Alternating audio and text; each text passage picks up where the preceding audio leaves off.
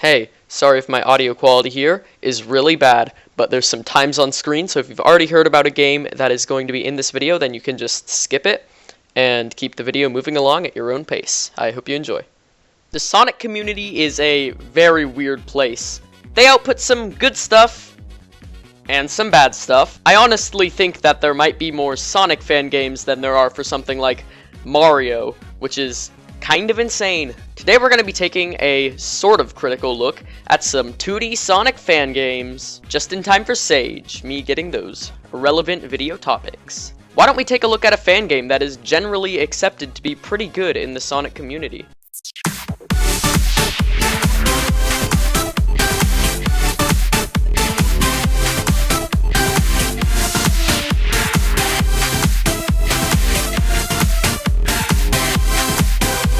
Sonic After the Sequel Deluxe is supposedly one of the best Sonic fan games out there from what I've heard. The game is supposed to bridge the events of Sonic 2 and Sonic 3, which is a pretty cool idea. The game is laid out exactly like any other classic Sonic game. You have to run through a few zones with multiple acts in each while collecting Chaos Emeralds. There's even these cool animated cutscenes between zones that are really cool and help keep the story moving, but they're blocked from being recorded with OBS, and I'm too lazy to record them, so you have to look them up yourself. All of the art, sprite work, and music is totally custom, and the music in this game is either very good or fantastic. I'll leave a link to some of my favorites in the description. Just kidding, I'm not going to be stupid like other YouTubers that don't even let you listen to the music. Here's some of my favorites.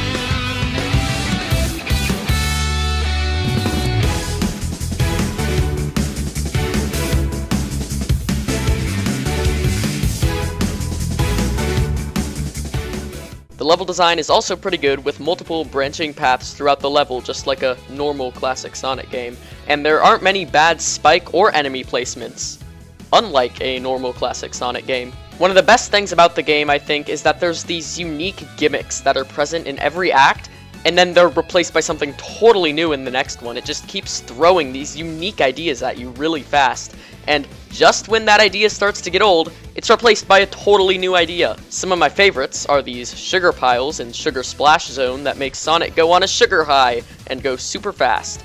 And then in Cyan City Zone, there's like these Kirby power-ups, and it's really weird, but I kind of like it at the same time. There's a new idea that comes with every act, and it keeps everything fresh. The special stages are pretty cool too, I guess. You basically just have to hit bumpers to speed up and get the emerald. It's nothing too special, but it works. Now, I've been praising this game for quite a while, and you might be wondering if there's even anything wrong with it. Oh, there is. Trust me, there is.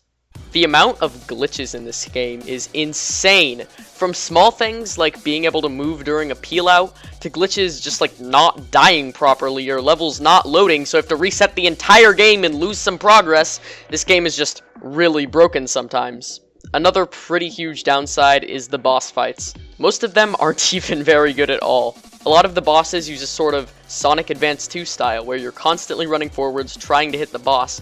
But the only problem is that the physics while you're doing a boss like this are totally messed up, and if most of your bosses are going to be like that, you know, probably want to make sure that the physics are actually decent. It's the worst for the boss in Storm Station Zone, which I'm not going to show because of spoilers, but the Storm Station Zone boss is really infuriating and hard to beat because of the whack physics, but at least it has a cool Rystar reference. We've taken a look at the upsides and the downsides. Now let's take a look at the end of the game. There's a slight spoiler warning. Skip to the time on the screen right now if you don't want to be spoiled, but honestly, I don't really think it matters that much. Dream Dance Zone is this game's supersonic final boss. Act 1's a pretty easy, standard battle against some giant flying thing where you have to make sure you don't lose all your rings, and it's kind of boring, but Act 2 changes up things entirely. It introduces this new mechanic with energy and is a whole platforming level based around Supersonic. It's exactly what I hoped Egg Reverie would be and is super cool. It really isn't even that easy either, even though you're playing as Super Sonic, and I just think it's super cool. Act 3 is the grand finale, where Eggman takes all of the Chaos Emeralds that you're already using because you're Super Sonic, so how does he have them too? But whatever. And he uses them to... I can guarantee you that I am even more confused than you are right now. Yep, this is an actual boss fight in the game. I'm just gonna leave now. And that's Sonic After the Sequel Deluxe. Would I still recommend it, despite the glitches and bad bosses? I'd have to say yes. The glitches are just a minor inconvenience most of the time, where you have to reset the game and lose a little bit of progress, and most of the bosses can still be taken out with relative ease and aren't all too bad. Except for you, Storm Station Zone. You will never get a pass by me. Alright, so that was a pretty good Sonic fan game. Now, let's go to the other side of the spectrum.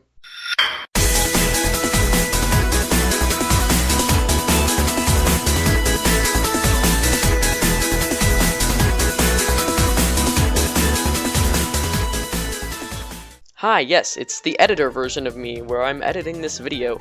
I just wanted to point out that I did go kind of hard on this following game that we're taking a look at, and I may have made it seem a little bit worse than it is. You'll see what I'm talking about in a second, but I would also like to point out that this is this creator's first Sonic fan game, and for that, it's actually pretty decent. It's a pretty okay showcase of the Sonic Worlds engine, and the level design isn't too bad besides all the specific things I point out in this section. And also, as you'll see at the end of this, I didn't actually play through the full thing, but I feel like I have a right to review what I did play. So, just a little preface about that. Don't get mad at me for being too hard on this. I guess I just wasn't really looking at the positives when I wrote this script. Sonic Calm Before the Storm is a really weird game. At first glance, it looks very similar to After the Sequel or any other Sonic fan game, but when you start playing it, you realize your mistake. It gets much, much worse. First off, the game was made by someone who clearly does not speak English as their first language. The grammar in the cutscenes is always totally off and make no sense at all sometimes. It isn't really that bad though. It's actually pretty fun to try and decipher what the characters are trying to say in their poor, broken English. None of the music is custom, and neither are any of the sprites or tile sets as far as I'm aware. The main thing that kills this game, though, is the horrible level design. The first zone isn't actually too bad, but there's many cheap spike and enemy placements where the game will launch you right into something that you couldn't even see. And then I spin dashed right into this projectile. What am I, stupid? There's also a lot of places where you have to hold backwards when being launched off springs, or you'll be sent back in the level. It's like the springs were programmed to send you in the wrong place or something, and it's just really weird. Act 1 and 2 of the first zone aren't that bad, besides the cheap spikes, enemies, and springs as previously mentioned, but Act 3 is a different beast. First off, near the start of the level, Tails comes in and says some stupid stuff to you. Thanks, Tails, for taking up a quarter of my vision. Act 3 also introduces a lot of bottomless pits, but they're not too bad in this part. But those aren't even the worst parts of Act 3. Oh no.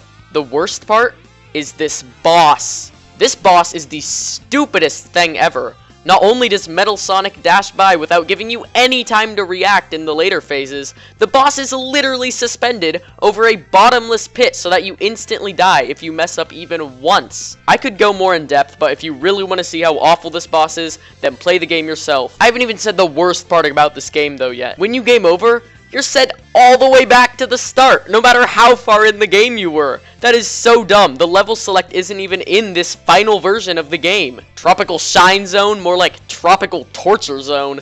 God, that was an awful joke. Who wrote this script? Wow. After playing through the zone multiple times and gathering as many extra lives as I could, I finally beat the boss. It took me more than half an hour to get past the first boss.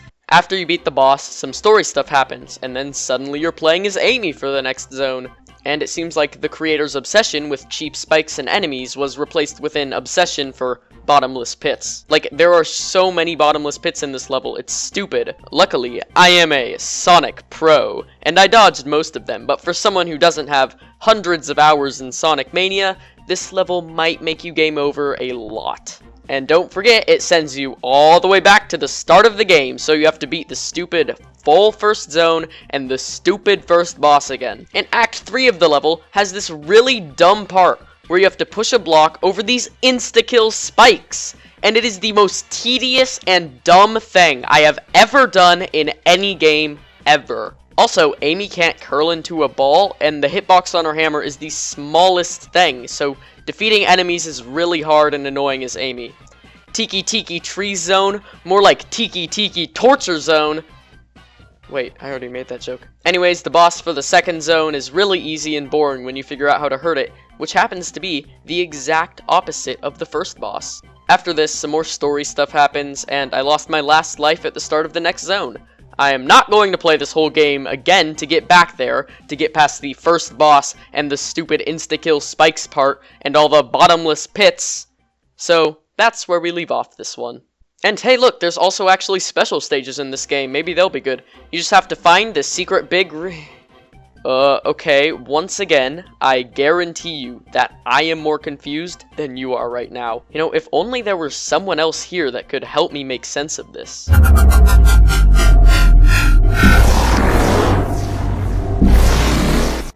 Hello. Well, would you look at that? It's famous Sonic YouTuber, Garrulous64.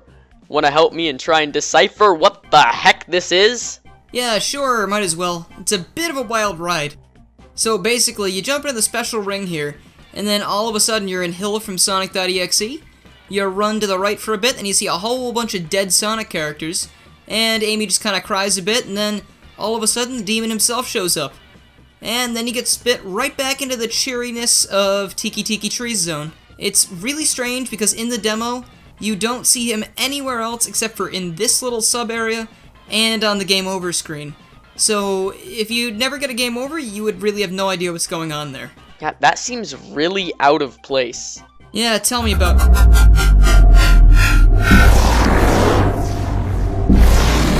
Okay, well, he was starting to talk too much, so... Anyways, let's move on. Alright, so both of those games played like a normal classic Sonic game, and I was wondering if there's any games from this Sage 2018 that are more unique, and I don't know why I asked that as a question, because I already know the answer. Sonic Project S! Sonic Project S is a rhythm-based game where you press arrow keys in time with the music. It's basically like any other rhythm game, but with Sonic. The way they added Sonic elements in this game is actually really cool, where you have to destroy enemies and spin dash in time with the music to get to the end. There's a variety of cool remixes of music from Sonic games, and some are even from creators that I know and personally like. John Davis is one of my favorite music remixing people on YouTube, and he has some songs in this game. There's even an options menu where you can customize the note offset, and a shop where you can buy some new tracks. In its current state, it's a very small, yet replayable and sweet game, and I don't really have much else to say about it. If you're a fan of Sonic and rhythm games, I advise you check this one out. I also really like how they have these little things they say before the game starts. It's thinking. Bounce Pad Project S. Can't have too many rings. Play more Sega Saturn. And finally, let's end off this video with another game that plays like a normal classic Sonic game.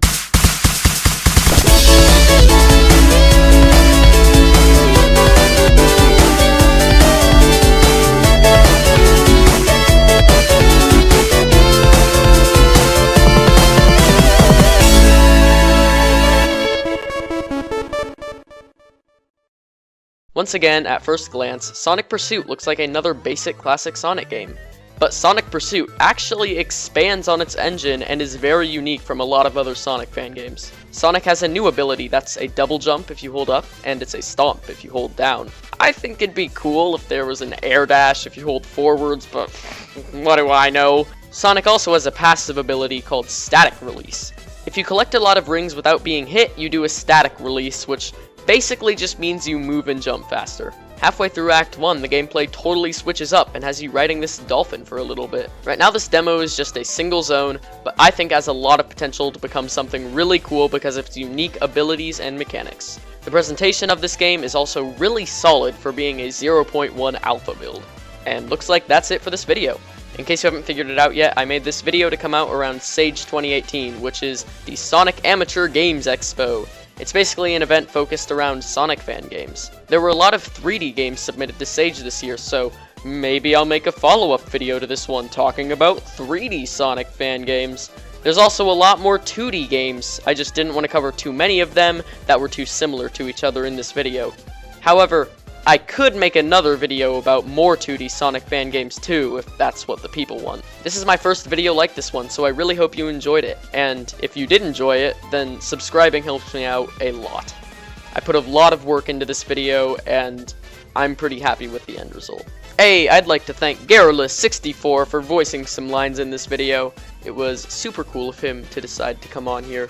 As I said before, this is my first video in this sort of format.